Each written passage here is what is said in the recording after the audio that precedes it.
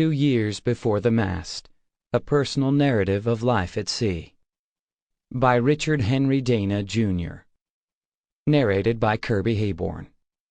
This unabridged audiobook was produced in the year 2010 by Tantor Media, Incorporated, which holds the copyright thereto. Crowded in the rank and narrow ship, housed on the wild sea with wild usages, whate'er in the inland dales the land conceals, of fair and exquisite, oh, nothing, nothing, do we behold of that in our rude voyage. Coleridge's Wallenstein. Preface. I am unwilling to present this narrative to the public without a few words in explanation of my reasons for publishing it.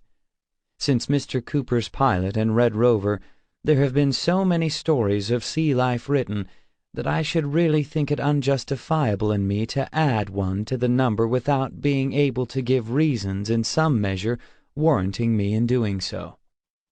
With the single exception, as I am quite confident, of Mr. Ames's entertaining but hasty and desultory work called Mariner Sketches, all the books professing to give life at sea have been written by persons who have gained their experience as naval officers or passengers, and of these there are very few which are intended to be taken as narratives of facts. Now, in the first place, the whole course of life and daily duties, the discipline, habits, and customs of a man of war are very different from those of the merchant service.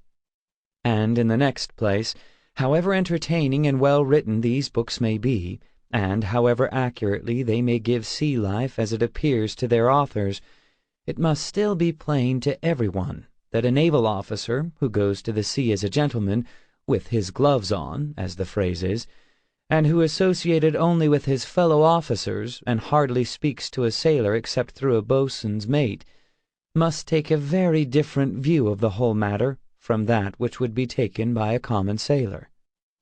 Besides the interest which everyone must feel in exhibitions of life in those forms in which he himself has never experienced it, there has been, of late years, a great deal of attention directed toward common seamen, and a strong sympathy awakened in their behalf.